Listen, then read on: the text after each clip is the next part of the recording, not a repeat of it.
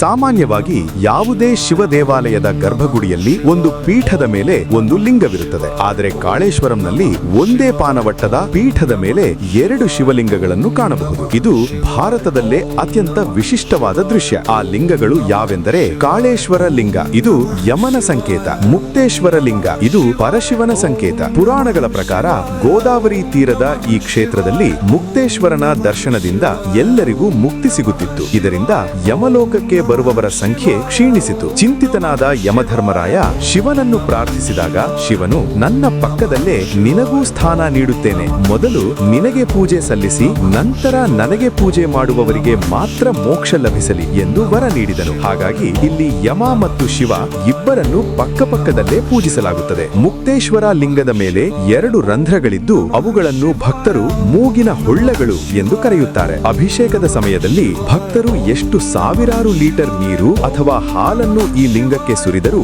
ಒಂದು ಹನಿ ನೀರು ಸಹ ಪೀಠದ ಮೇಲೆ ಹರಿಯುವುದಿಲ್ಲ ಅಥವಾ ಹೊರಬರುವುದಿಲ್ಲ. ಆ ರಂಧ್ರಗಳ ಮೂಲಕ ಹೋದ ನೀರು ಎಲ್ಲಿಗೆ ಹೋಗುತ್ತದೆ ಎಂಬುದು ಇಂದಿಗೂ ನಿಗೂಢ. ಸ್ಥಳೀಯ ನಂಬಿಕೆಯ ಪ್ರಕಾರ ಈ ನೀರು ಭೂಮಿಯ ಒಳಗಿನ ಅಂತರ್ಗಂಗೆಯ ಮಾರ್ಗದ ಮೂಲಕ ನೇರವಾಗಿ ಗೋದಾವರಿ ನದಿಯನ್ನು ಸೇರುತ್ತದೆ. ಇದು ಈ ಕ್ಷೇತ್ರದ ಆಧ್ಯಾತ್ಮಿಕ ಶಕ್ತಿಯ ಸಂಕೇತವೆಂದು ಪರಿಗಣಿಸಲಾಗಿದೆ.